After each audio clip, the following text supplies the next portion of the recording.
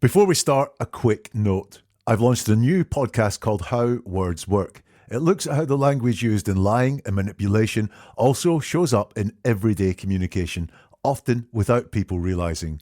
And when you use that language, even honestly, it changes how people hear you.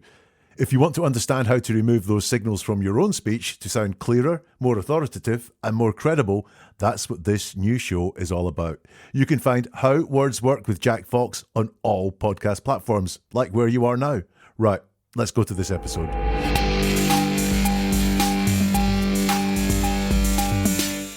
Listen to this clip and ask yourself one question. Did this man murder his wife? Did you push her down the stairs? No, I did not. Did you hit her with a poker? No, I did not. Sounds like a denial, and on the surface it is, but it's going to take a lot more than that to convince me. By the end of this episode, I'm going to tell you exactly what I think. We're going to go through his words, and I'm going to show you what I found. So let's get into it in this episode of Never a Truer Word, where we look at the words that people choose to use to see if they're telling the truth, the whole truth, and nothing but the truth. I've studied the words of thousands of criminals, and I know how people use words to lie, cheat, and manipulate, and what the truth sounds like too. So we're going to deal with this staircase. Michael Peterson, convicted of murdering his wife Kathleen in 2001. Now, it then gets really complex. He was jailed, then he was released pending a new trial, and at some point he pleaded guilty to manslaughter. So did he do it? Did he not do it? Let's see what his answers reveal. And listen, there's only one thing I'm going to ask you to listen for in this episode. Who's talking here? Who is giving the evidence, for want of a better phrase? Is it him? Or is it someone else? That's all you need to follow as we listen to Michael Peterson. So she is found at the bottom of the stairs, 38 injuries to her body, deep lacerations on her skull, face, back, hands, arms and wrists. So extensive injuries. What happened? Did you push her down the stairs? No, I did not. Did you hit her with a poker? No, I did not. So explain those accusations. I can't. That's one of the strangest things, because we hired forensic pathologist, the major one in America, Dr. Henry Lee, and Leetsma, Jan Leetsma, who's the foremost neurosurgeon. And they looked at all the evidence, and they said, no, she was not beaten to death. And I don't know. I never myself could figure it out. When I first saw the lacerations, I was horrified. I really was. I saw him in my lawyer's office, and he showed me. And I was like, God, that's awful. So I understand why people have focused on that. They're little holes. Right, so he starts off, the evidence is put towards him, and he's asked, what happened? Did you push her down the stairs? Full points, by the way, if you spotted that the person doing the interviewing is Philip Schofield, who we've also featured on this channel. So a first for Never a Truer Word. What happened? Did you push her down the stairs? He says, no, I did not. Did you hit her with a poker? He says, no, I did not. If you're a regular here, and I would advise being a regular, because you will see and learn so much from how people use words. If you are a regular, just hit the subscribe or hit follow. If you're a regular, like I started saying, you'll know, did you push her down the stairs? Did you hit her with a poker? Are yes, no questions. Questions that can be answered with yes, no, or I don't know. And if we don't hear a yes or a no, we wonder why. Why won't they give a straight answer to the question? But he gives a very reassuring, that's the first word he says up to both those questions, no. And then he says, I did not. Now, anyone can lie. This could be a lie. It could be the truth. What do I think? Well, the no is an indicator that he is going to take on the question and deal with it directly. Although he might be quite comfortable with that, because I'm sure it's not the first time he's been asked that question. And then I'm drawn to the fact he says, no, I did not. Not no, I didn't. Not that contracted version, the sort of more casual version. He's gone formal and said, no, I did not. And people go formal for a reason. And that is quite often to sound more credible, to be believed. I'm using the big words. I'm saying did not didn't. I'm not being loose and slack about it. I'm taking this very important. I'm talking formally and saying, no, I did not. Now, when I mention this, two things come up in the comments quite a lot, which is, I say did not didn't, then I'm not a murderer. I'm not saying he's a murderer because he said did not. I'm not even saying he's lying. I'm saying he feels a need to be formal here, to issue quite a formal denial rather than a more casual denial.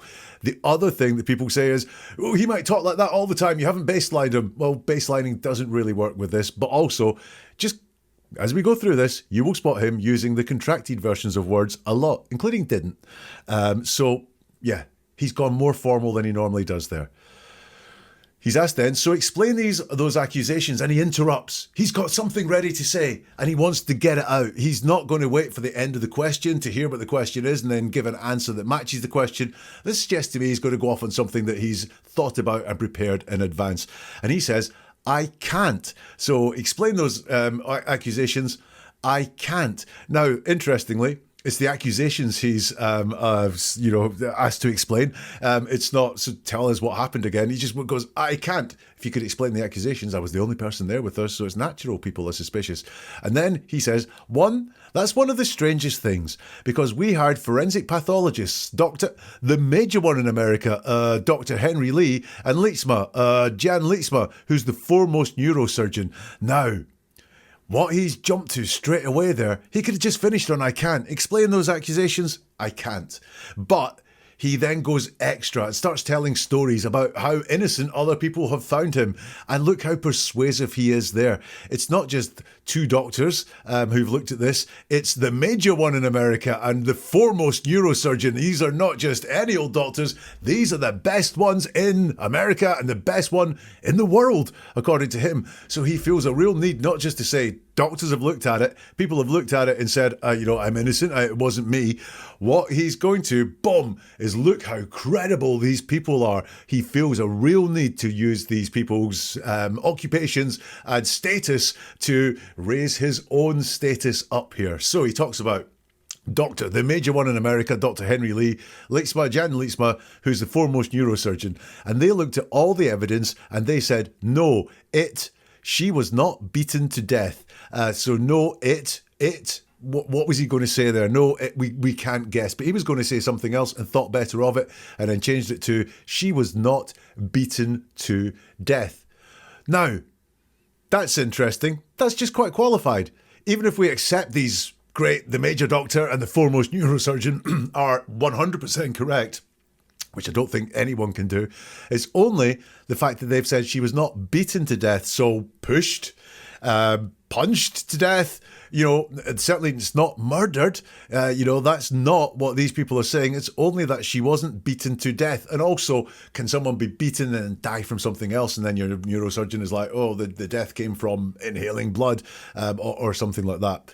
So that's all he's claiming there. It sounds very big and grand because we've got these preeminent doctors and neurosurgeons involved. However, it's quite a small claim. She was not beaten to death, say, two people. And I don't know. I never myself could figure it out, he continues. Then he says, and this really was weird for me. He says, when I first saw the lacerations, I was horrified. And then he does a bit of a stutter. I really was. Why the need to tell us he was really horrified? Like, be horrified. You see lacerations, 38 lacerations, was it, on your wife? You'd be horrified. But he feels the need not just to tell us he was horrified, but to, again, it's persuasive. I really was horrified. Why the disbelief that he was horrified almost from himself? I really was. And then he goes extra. I saw them in my lawyer's office and he showed me. Why do we care where he saw them? These are just words to fill time. Because the more time we're talking about something that's comfortable, like where we saw these lacerations, sitting in my lawyer's office, all very nice, it's less stressful than shutting up and getting another question thrown at you, which may cause you stress, like, did you beat your wife to death? Did you hit her with a poker? Well, explain all of this. That's going to cause stress. But here he's decided he's going to avoid some of that stress by seeing them and telling us where he saw them. I saw them in my lawyer's office and he showed me. And I was like, God, that's awful.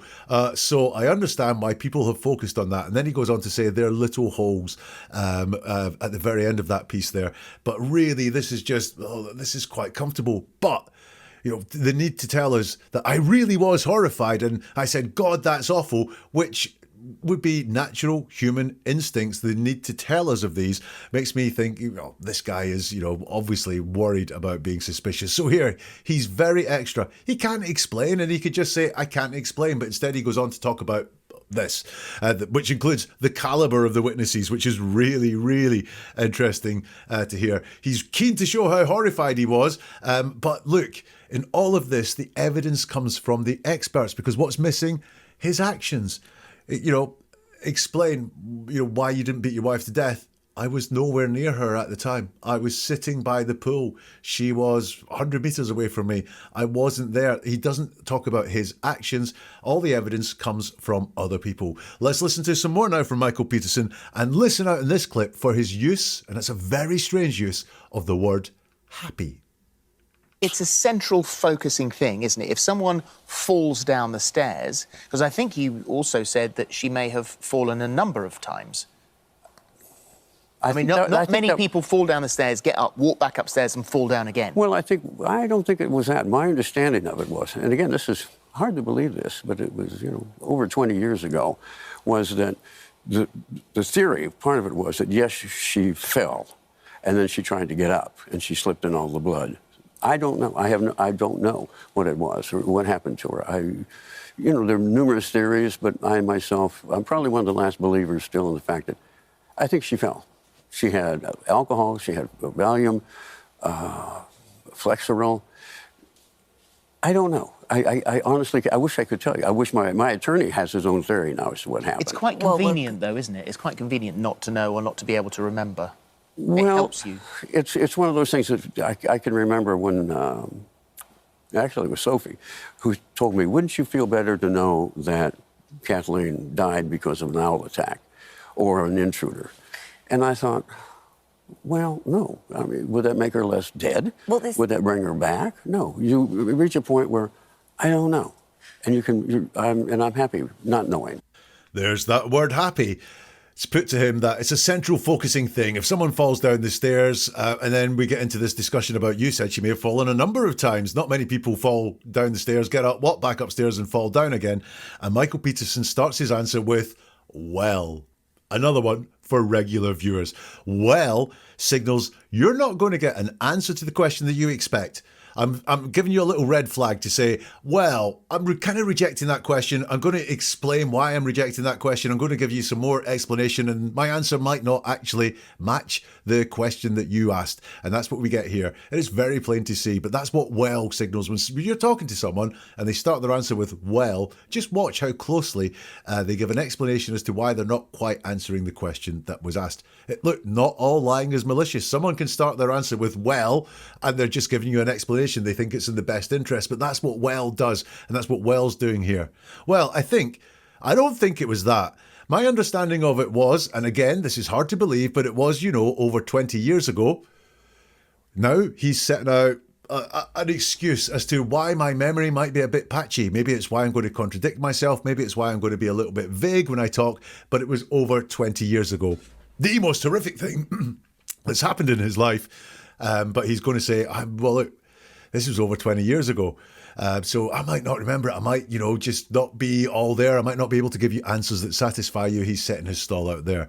So over 20 years ago was that the theory, part of it was, yes, she fell and she tried to get up and she slipped in all the blood. Now, all the blood, him talking about all the blood, is quite visceral. It's quite descriptive. It's also quite horrific, thinking about someone falling down the stairs and trying to get up and slipping in their own blood and causing themselves more damage.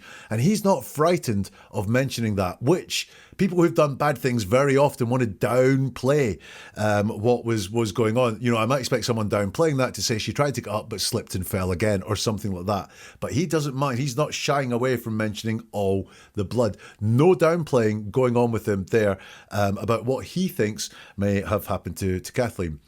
And then he says, I don't know.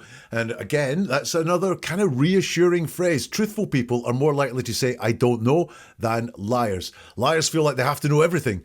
They really do feel like they have to have answers to all the questions. Whereas truthful people, if they don't know, they don't know. And they'll say, I don't know. So again, it's not proof of lying. It's not proof of truth telling. But here he's giving me an indicator. I don't know, could be telling the truth. And then he says, I have no...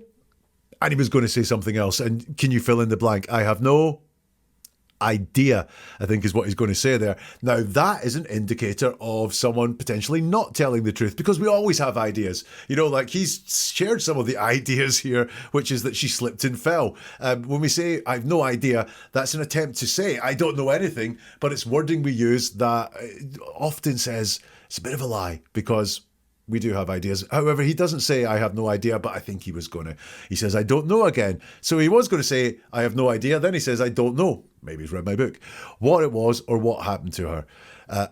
You know, there are numerous theories, but I myself, I'm probably one of the last believers still in the fact that I think she fell.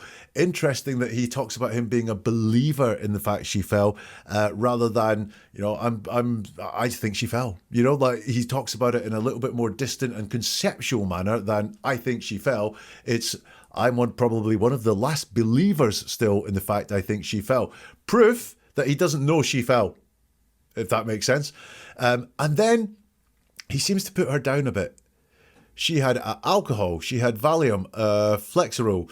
So he then is not putting her down directly and saying she was terrible, she was an absolutely everything, but it is saying, she'd taken alcohol and drugs, and there's no desire to protect her memory in any way or anything like that. In fact, there's a desire there just to get everything out in the open so that his point that he's making, which is it's likely she fell, comes across strongly.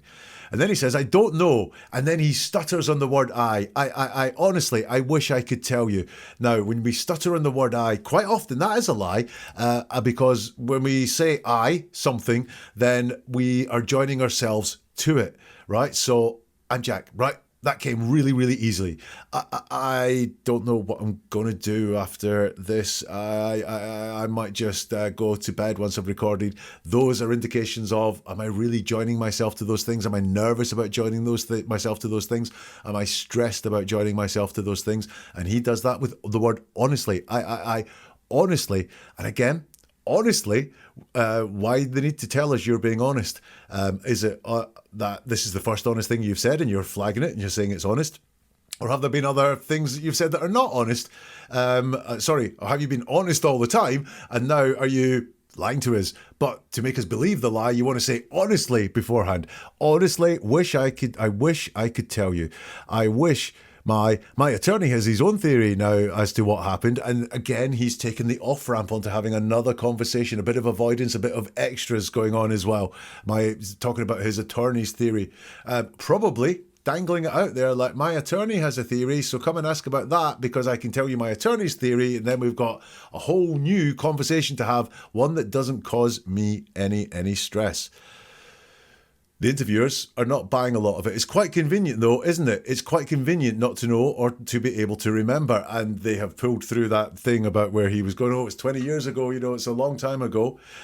Michael's answer starts with, well, it's one of those things that, stutter on the I again, I can remember when actually it was Sophie who told me, and he seems to have real trouble remembering who told him, even though he says he can remember.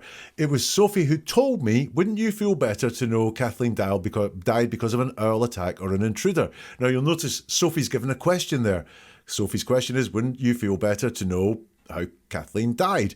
But he frames it as Sophie who told me this, not asked me this or put this to me, but told me this and told me this question.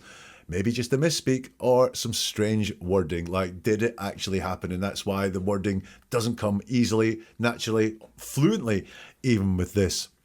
And I thought, well, no. I mean, would that make her less dead?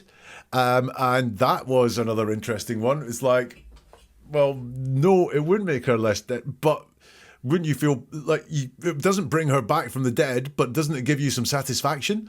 It's like trying too hard to be the grieving widower, I guess. Would that make her less dead? It's logically, that one just doesn't pull through. Would that bring her back? No. And then he said, you reach a point where I don't know. And I'm happy not knowing. So lots of stuttering there again. The fluency has gone. As soon as he got off from talking about, the lawyer's theory, the fluency's gone. Would that bring her back? No. Then he says, you reach a point. So he's not talking about himself. He's not saying, I reached a point where I don't know. He's saying, you reach a point where I don't know. So he's talking about you. And you reach a point where I don't know. Well, surely if you don't know what's happened, that has always been there. There is no point to be reached. There is no point to be reached that you don't know. You've always not known if what you're saying is true. But the words you've used there, Michael, are that you reached a point where you don't know. How does that happen unless you reach a point where you decide, oh, I do know, but I'm going to say I don't know. That's how you reach a point where I don't know. And then he stumbles, and you can, and I'm happy not knowing. Now, happy is an interesting word to use in the context of your wife's brutal death, potential murder in the story that he's telling. I'm happy not knowing. Not, I'm all right not knowing. Not, no huge desire to find out. It won't change very much. He said he's happy about this, which is a strange choice of word to bring into the conversation that's there. So in this extract, he's extra again. Hey, here's my lawyer. I'm going to talk about him some more. And his arguments are conceptual rather than what happened. He does not deal with what happened at all. He just talks in concepts off somewhere in the distance. He's really, apart from the blood, talking about that, he's really off out in the ether. Right, going to listen to some more from Michael Peterson now. Listen, do you hear denial? Or did you hear a lack of denial in this bit? The prosecution within the original court case were making suggestions as to what may have triggered the attack, because that's what they were accusing you of initially. And they were saying that the timeline worked, that before the attack, that she would have found these images, these pornographic images on your laptop. And that would have, gay images. Yeah. And that would have caused a argument that would have triggered this Me incident. killing her. Yeah. Right. Well, that was a theory, but it was absolutely proven by the prosecution's expert computer witness that that computer had not been opened or looked at after 4 o'clock in the afternoon. So the theory that, at 11 o'clock at night, she decided to, actually there's a possibility because she was getting email notices from Canada. She was supposed to go to Canada, that she opened it, saw the pornography, and that somehow resulted in a fight in which I killed her, which is ridiculous on the face of it. But as it turned out, no, the computer was never used. So it's continuously thrown out there that is what caused it. It's one of those prosecution theories, like the blowpoke, that were disproved. They didn't happen. Did she know about your sexuality? I think I'm always asked that. And no, we did not discuss it. Did she know? I'm sure she did. She was the least bigoted, prejudiced person I've ever known. It's in a marriage, there are things that don't need to be said sometimes. In fact, better not said. And I think this was one of those.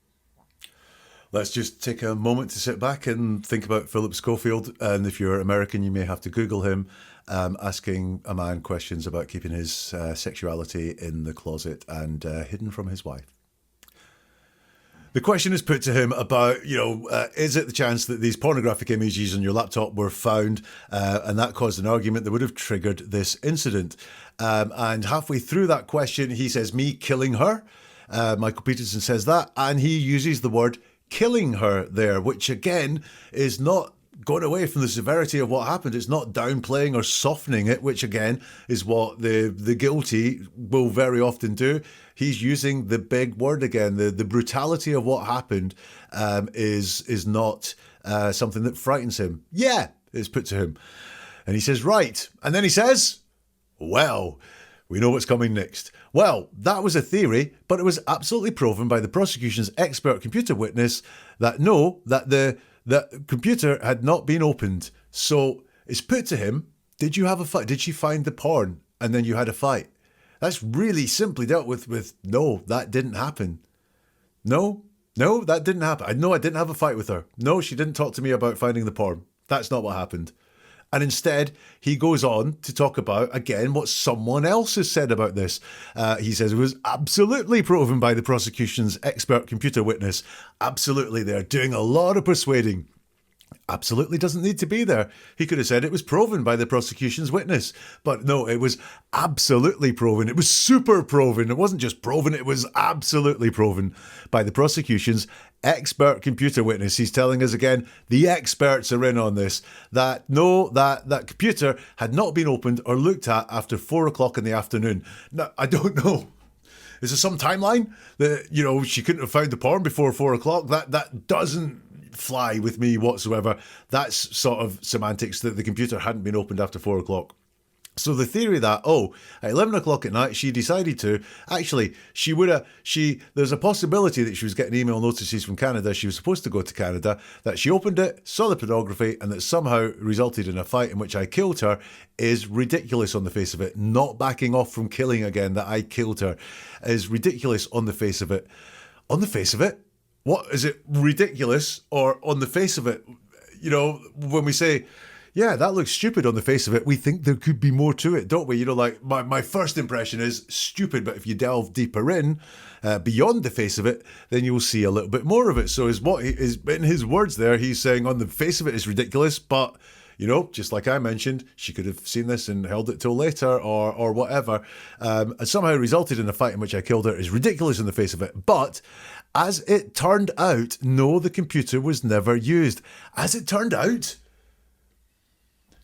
that's like just strange to me. Not the computer was never used, and I've spoken about why this is really strange anyway, because it's like, no, that's not what happened. She didn't find these images. We didn't have a fight about them at all. Instead, as it turned out, that computer was never used, as if it's news to him that computer was never used. It's a very interesting thing because, you know, surely he'd know whether she found those images or not, and she mentioned them to him. But no, just as it turned out, the computer was never used. And you'll notice that the computer being opened is the focus, not did she find anything on the computer, just was the computer opened or used is the focus for him, not was anything found there, which is the direct accusation that is put to him. You know, he doesn't focus on an interaction between them at all. Did she mention them? Did she even seem frosty? Did she not mention them? She doesn't deal with any of that at all. He carries on. So it's continuously thrown out there that this is what caused it. It's one of those prosecution theories like the blowpoke that were disproved. They didn't happen. He puts disproved before didn't happen. They were disproved and then they didn't happen. Not these things. The blowpoke, the thought about the fight over the pornography, didn't happen and they were disproved. Didn't happen is really the crux of the matter. Did this happen or not? That's the second thing he mentions. It's least important to him than being disproved. And all this disproving is being done by all these other people, not by him. He's asked, did she know about your sexuality, Philip? Yes, no question. And he doesn't say yes or no until later on in the answer. He says, I think I'm always asked that. This is filling for time. He doesn't have an answer ready to go for this. So he says, I think, his brain is going, what words to send to my mouth here? What words to send to my mouth? Send some safe ones while I think of something to say, which is, I'm always asked that. And no, we did not discuss it. Did she know? He's been quite clever and honest here, because there's a difference between whether the pair of them discussed it and whether she knew. And he's splitting that one up quite nicely. And then he says, I'm sure she did. She was the least bigoted, prejudiced person I've ever known. Now, let me deal with that, because, you know, finding out that your husband is having gay liaisons, to use a very old-fashioned word, but gay liaisons. Just everyone put gay liaisons in the comments and see what it does for the SEO of this episode. Finding out your husband was having gay liaisons would be a betrayal.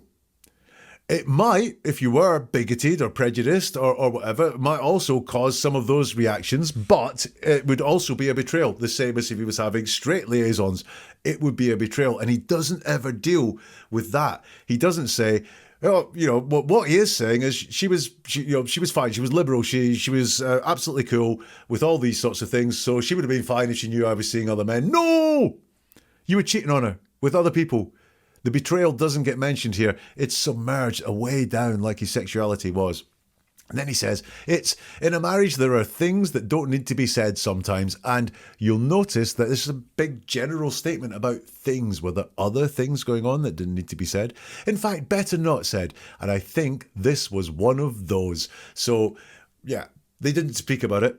Or he never opened up to her about it or anything like that. He thinks she may have had some suspicions on it, but he is saying quite plainly there that he keeps secrets from his wife and secrets from other people. So in that bit there, the focus is on what's proven. He doesn't talk about what happened at all. He speaks about what's proven, what the evidence shows, and so on.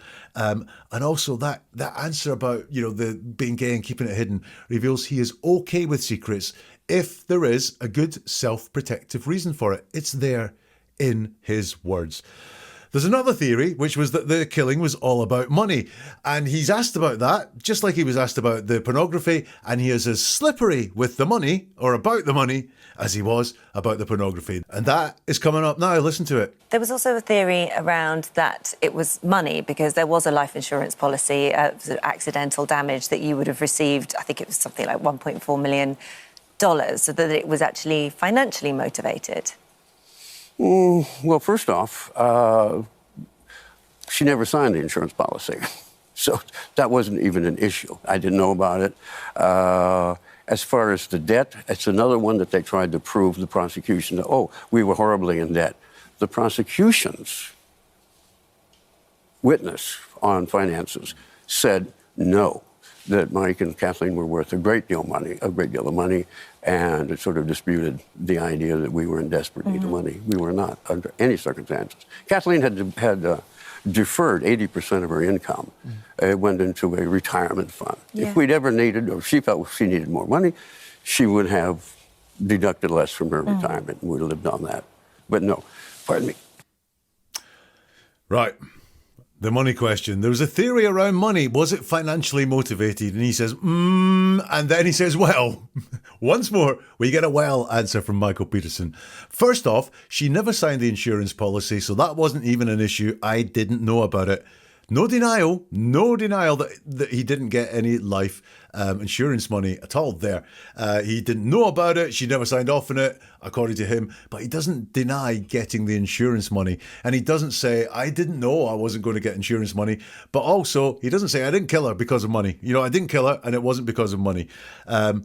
As far as debt, it's another one they tried to prove, the prosecution. That we were horribly in debt. The prosecution's witness on finances said no, that Mike and Kathleen were worth a great deal of money. So he stutters a little bit on that and corrects himself. Once more, he's relying on other people's evidence to support him. It's the prosecution. It was disproved. It was the prosecution on the debt said that they were not in debt. He doesn't say... No, we weren't in debt. He has to say that this was disproved by other people. And then he sort of ruins it a bit by saying, and it sort of disputed the idea we were in desperate need of money. Just sort of. So for all this bluster of the prosecution's expert said, no, we weren't in debt, that sort of disputed the idea that we were in desperate need of money. I think money may well have been an issue in this. And notice that it's we were in desperate need of money, not him. We were not under any circumstances, is what he says next. The stutters were mine there, not Michael's. We were not under any circumstances. And then he says Kathleen had deferred 80% of her income. So Kathleen seems to have no problems with money, but what about the guy himself? He doesn't deny that they were in debt. He only says someone else sort of said we were in debt. And desperate need of money. Well, what is desperate need of money? Do you know what I mean? Like someone might want to buy a new house and be desperately in need of the money. Someone might not be able to feed themselves tomorrow because they can't afford to and say they were desperately in need of money. What does desperate need of money mean? He doesn't put anything there to say we had lots of money in the bank. We had more than enough money to enjoy the lifestyle or anything like that. Then he says it went into a retirement fund. If we'd ever needed, so we again around the need for money, and then he sort of corrects himself, or she felt she needed more money, then she would have deducted less from her retirement and we would have lived on that. But no, then he says, pardon me, and go for a drink. So I think money worries were really something that was going on here, because he talks about we having money worries, which is him and her, but she is the one who has the money. It's always her money that's spoken about, her income, her retirement fund, and so on. So I think money was a big issue for them there. So once more here, convoluted answers when he could just say that's not what happened, and the focus is on her money, not his money. How are you doing with Michael? Have you got a conclusion on him yet? Because I'm starting to get there. It's tough. I'm saying things that are both reassuring and things that make me go, but I am starting to get there, and I will share that with you very soon. We'll hear more from Michael Peterson soon. Can you believe which word he starts the next answer with? Hang about and you'll hear it. A quick pause there. If you're finding this useful, following the podcast really helps because you get to hear this kind of language regularly. You don't learn everything in one episode, you just start noticing patterns over time. And the more often you hear them, the more obvious they become without you even trying. If you're listening on Spotify or Apple Podcasts, following the show means new episodes land automatically and you keep building your skills in seeing and hearing deception, the truth, credibility and manipulation in someone's words. Right, let's get back to it.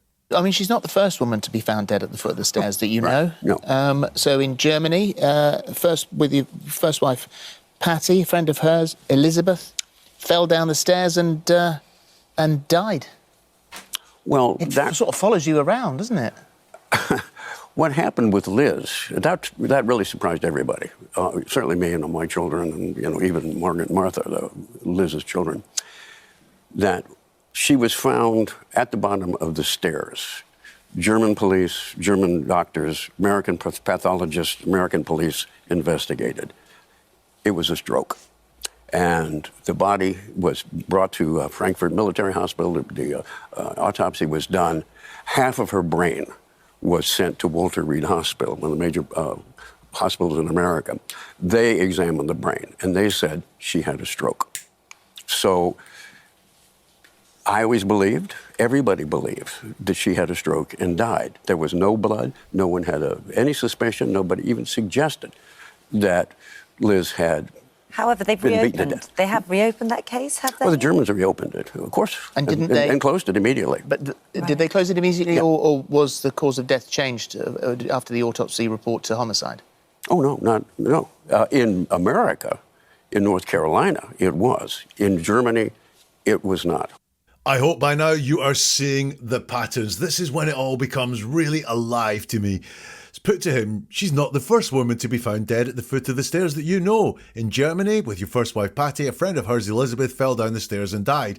And he says, well, because he's going to give an explanation. He's not just going to give a straight answer. Well, that, and then he's interrupted by the host who says, it sort of follows you around, doesn't it? And he laughs, which I did not like one bit. You might just go back a little bit and listen to it again. The laugh is, it's not appropriate. And then he says, what happened with Liz that really surprised everybody. Now, why they need to tell us it surprised everybody? It really surprised everybody. No, it's extra again. It's this thing of everybody was in the same boat, it's social proof. It's not just me, everybody felt the same. And then he realises everybody couldn't have felt the same thing. Certainly me, all my children, and even Margaret and Martha, Lizzie's children, that she was found at the bottom of the stairs. German police, German doctors, American pathologists, American police investigated. Once again, he's not just there to give a straightforward answer of, Liz had a stroke. Liz had a stroke and fell down the stairs. I wasn't there at the time, or I was nowhere near at the time, or I don't know the facts, but he can say something a lot better than German police, German doctors, American pathologists, American police investigated. And I think he's got a sensitivity around the American pathologists because he stutters on them. He says American pathologists, and he stutters later on autopsy as well. So all these people investigated. He can't talk for himself. He has to have other people talk for him. It was a stroke, and the body was brought to Frankfurt Military Hospital. The autopsy was done, and he really has that thing there, pathologists and autopsy. He's stuttering a lot around that. Also, you'll notice the German police, German doctors, American pathologists, American police investigated is what he says. He doesn't give strictly the outcome of that investigation. He doesn't at all. Half of her brain was sent to Walter Reed Hospital, one of the major hospitals in America. Once again, not just sent to any bog standard hospital to clear Michael Peterson. It had to go to one of the major hospitals in America. They examined the brain and they said she had a stroke. So I've always believed, everybody believed, that she had a stroke and died. This is just his belief again. He's not stating it as a fact. So she had a stroke and died. Then he says there was no blood. What? Is that evidence of anything? Someone fell down, someone had a stroke at the top of the stairs, fell down, and there was blood. That still would not be suspicious. But he has to go overboard here and say there was no blood. Or is he trying to draw out a difference between this fall down the stairs and Kathleen's fall down the stairs? Weird thing to say. No one had any suspicion, said in the past tense. It's not, there is no suspicion, present tense. No one has any suspicion in the present tense. It's no one had any suspicion. Now they do, and he's acknowledging that. No one even suggested that Liz had, and he's interrupted.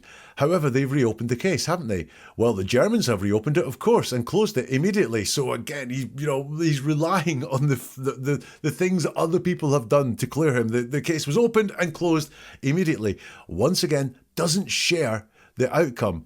But they did close it immediately, but did they close it immediately, or was the cause of death changed after the autopsy report to homicide? That's what's asked. And he says, oh, no. In America, in North Carolina, it was. In Germany, it was not. So all of a sudden, all these people in America, the preeminent people, no, forget that. Let's just go with the German ones. In Germany, it was not. So here, once more, his focus is on what he believes, on investigations. It's not on what happened. It's not on himself. And also, and this really struck me when I was listening to this bit, no emotion at all towards Lizzie's death. Not sadly she had a stroke, or that was one of the most tragic events in my life, or poor Liz. There's no emotion at all towards this death. He's too busy talking about police investigators, pathologists, autopsies, cases being opened and closed to express any emotion about a death of someone that he was I don't know how close he was to this person, but it sounds like he was in close proximity to this person in this death, and he expresses no emotion about it whatsoever. Let's listen to some more from Michael Peterson now. Ask yourself, who's the hero of this story? I mean, I guess the big question here as well is, if you are innocent, as you've always have proclaimed to being, why then accept manslaughter? Yes, well, there's a good reason. When this came about, when I was released and they wanted to retry it, I was 73 years old. Mm-hmm. My attorney, David Rudolph, said he would not represent, he'd done as much as he could. He didn't want to represent me in the next case. Mm-hmm. I had grandchildren. I had children who had gone through probably more than what I went through, because when I was convicted, I went to prison. And that was the end of it. I was basically in news isolation. My children had to live through all of this. Yeah. And it was terrible for them. So at the age of 73, did I want to go back to trial to prove that I didn't do anything so that I could be free? Well, I was already free. So I would have been risking possible, number one, the emotional damage to my children and my grandchildren by this time, to be free, or to go back to prison. I thought, no, this is not a good bet. So I took what is now considered an Alford plea, in which you said, I didn't do anything. I am not guilty. I will plead guilty to a very smaller charge so that you will set me free.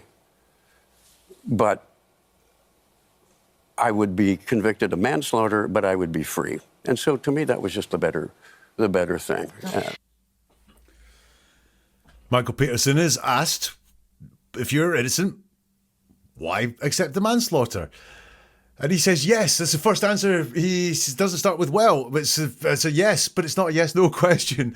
And then his next word is, well, there's a good reason. And again, an explanation is coming. When this came about, when I was released and they wanted to retry it, I was 73 years old. My attorney, David Rudolph, said he would not he'd done as much as he could. He didn't want to represent me in the next case. He was going to say, boldly, my attorney wouldn't represent me, which sounds bad, doesn't it? If your attorney won't represent you, then that sounds bad. So then he has to add in some context. So he pulls out of saying he would not represent me and says again, he'd done as much as he could. He didn't want to represent me in the next case. It's changed from would not represent me to didn't want to when he softens it all down there. And then he says, I had grandchildren. I had children who'd gone through probably more than I went through, because when I was convicted, I went to people. Now, I had grandchildren. I had children who had gone through more. This is him saying, I didn't do the plea for me. It wasn't a selfish thing. I did it for other people. I'm bringing other people in it. I'm the hero of this story. The reason I did it was for other people. It was a selfless act to plead guilty to manslaughter. And that was the end of it. Basically in is news isolation. Lots of stuttering there, and the word basically is there. He's trying to say he didn't get the news, and my children had to live through all of this. But he doesn't really say I didn't get all the news because he stutters. And then basically in news isolation. So that is not being in news isolation. It's just kind of like news isolation there. But you'll notice like the comparison he's pulling here is like he was in prison, but his children had to watch the news, so they had it worse than him. I'm not buying this explanation at all. And it was terrible for them. So again, I'm doing this for other people. So at the age of 73, did I want to go back to trial to prove I didn't do anything so I could be set free? Well, I was already free. Now, did I have to go back to trial and prove that I didn't do anything? Not go back to trial and prove I didn't murder Kathleen, which I've said before, he's not shy from saying things like that, but here he softens it. He does do this downplaying of severity. It's not to prove I didn't murder Kathleen, it's I didn't do anything so I could be set free. Well, I was already, so I've been risking possible, number one, the emotional damage to my children and my grandchildren. Nice, thank you. Or go back to prison. And no, this is not a good bet. So I took what is now considered an Alford plea, which is that I didn't do anything. I don't know why he's saying what is now considered. Was it not at the time? Anyway, he then says, a stutter. I am not guilty. I am not guilty. Remember what I said about stutters? He seems to have a little bit of stress about joining himself onto the not guilty part there. I will plead guilty to a very smaller charge, just making sure that we know it's a very smaller charge, a persuasive word in there. You know, I did plead guilty, but it was a very smaller charge. You know, it was no big charge. It's still killing your wife, so that you will set me free. But I would be convicted of manslaughter, but I would be free. And notice the children reason has disappeared here. The children reason has disappeared, and the reason that he took this plea was so he could be a free man. It's in his words. I would do the smaller charge so that you will set me free. I would be free. And so to me, that was just the better thing. Just the better thing. I always say just indicates deception, and I think the deception here is that it really wasn't for anyone else. It was for his own freedom. He has to bring it in so he sounds like the great guy in this story, and then he says it was just the better thing to do. So I think we've seen a lot of deception there in that answer. All I've got to say on that one is just, Jay, what a nice guy. Now, something I say regularly here is when people tell you what isn't happening or what isn't on their mind, it very often is what's on their mind. Have a listen. Can I ask you, when you meet people, do you feel that the majority of people think you are guilty or that the majority of people think you're innocent? I think those who are aware of the story, it's probably split half and half. And I'm okay with that. Are you? Because, yeah. I mean, if I was walking around and so many people were thinking such a terrible, terrible thing about me, I don't know how I'd cope with that. Well, at my age, 78, you don't give a damn much about it anymore. But even then, as my son Todd said, Dad, those people who believe that you're innocent will always believe you're innocent. Those who think you're guilty will always believe you're guilty. So, you know, there's no point in even pursuing it anymore. I'm coming on now to tell people that HBO show is not terribly accurate. In fact, the French are considering, the documentarians are considering a lawsuit against HBO. Yeah. The patterns are all there. Why do you walk down the street feeling the majority of people, do they think you're guilty or do the majority of people think you're innocent? He says, I think for those who are aware of this story, it's probably split half and half. And I'm okay with that. He's got to be the winner. He's got to be the winner in all of this. You know, people, half the people that know the story think you're guilty, think that you murdered your wife. I'm okay with that. I'm the winner. Are you? Is the question. I don't know how I cope with that. And he says, well, at my age, 78, you don't give a damn much about it anymore. So at my age, 78, it's not I don't give a damn, it's you don't give a damn. And this is the thing, what's in your mind? It is giving a damn. I think he does give a damn about this, which is why we've seen this whole performance trying to persuade us how many people think that he is innocent and how the qualifications and the stature of the people that have proved he is innocent. You don't give give a damn. And then he says much about it anymore. So that's a qualifying word there. So there is some damn being given by him. But even then, as my son Todd said, Dad, the people who believe you're innocent will always believe you're innocent. Those who think you're guilty will always believe you're guilty. He can't just say that philosophy out loud. He's got to attribute that to someone else as well. He's got this need to show how many people are on his side.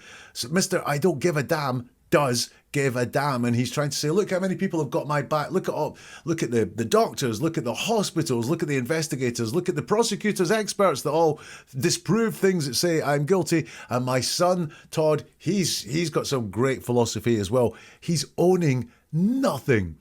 So, there's no point even pursuing it anymore. You just have been for the past 50 odd minutes. I'm coming on now to tell people that the HBO show is not terribly accurate. In fact, the documentarians are considering a lawsuit against the HBO. So this, again, I think this is why he's doing some of this. I'm coming on here now to say the HBO show is not terribly accurate, not disaccurate, not full of lies, just not terribly accurate, i.e. there is some accuracy in there. And then he says the French documentarians are considering a lawsuit against HBO. There's a big difference between considering one and actually doing one. And I would bet that there wasn't one, but do let me know in the comments if I'm right or wrong. This is just something that's thrown out there. Like, it sounds big. There's going to be a lawsuit because all the lies are in here. But they are actually only considering this lawsuit against HBO. So here, he does care. There is damns given. And also, he's no interest in finding out what happened. Can you see that there in his words? If he could find out what happened, this thing he gives a damn about, he could tell everyone. But no. He just doesn't give a damn in finding out what happened for some reason. There's no curiosity there in him at all. I have one more piece of Michael Peterson for you to listen to. And in this bit, does the same thing jump out to you as jumped out to me? The HBO series with Colin Firth, have you seen any of that? No, I have not. And you've made that choice not to watch it because... Oh, absolutely not. No one in my family has watched it. And to me, it's a very simple matter. I was in the Marines and I was in war for a year. I came back. I did not want to see a war movie. I didn't want to see Platoon. I didn't want to see Saving Private Ryan. I was in prison for 8 years. When I got out, I didn't want to see a prison movie. I'd lived it. I'd seen it. I don't want to see Shawshank Redemption or anything. I let it go. And with Kathleen, she died. I was there when she died. I do not, and definitely do not want to watch a fictionalized account seeing her die 3 times. And I know my children wouldn't even touch that. So it's questions about the HBO series. The HBO series with Colin Firth. Have you seen any of that? No, I have not, is what he says. We've got a no, yes, no question, and we have a I have not, very formal answer again. And you've made that choice not to watch it because, oh, absolutely not. No one in my family has watched it. Again, leaning on other people, cannot just talk for himself. He can't be alone in anything that he does. No one in my family has watched it. And to me, it's a very simple matter. I was in the Marines and I was in war for a year. Bit of a resume statement there. Look how good I am. Look, I'm the hero of this story. I'm a war veteran. I was in the Marines. I've served my country. I came back. I did not want to see a war movie. I did not want to see Platoon. I did not want to see Saving Private Ryan. I want to know, I know he might have come out of the war. I don't know when he was when he saw service, but Saving Private Ryan was sometime after that. Maybe he never wanted to see a war movie ever again, but it seems like an odd one to draw on. I was in prison for 8 years when I got out. I didn't want to see a prison movie. I'd lived it. I'd seen it. I don't want to see the Shawshank Redemption or anything. I let it go. And with Kathleen, she died. And then he says, I was there when she died.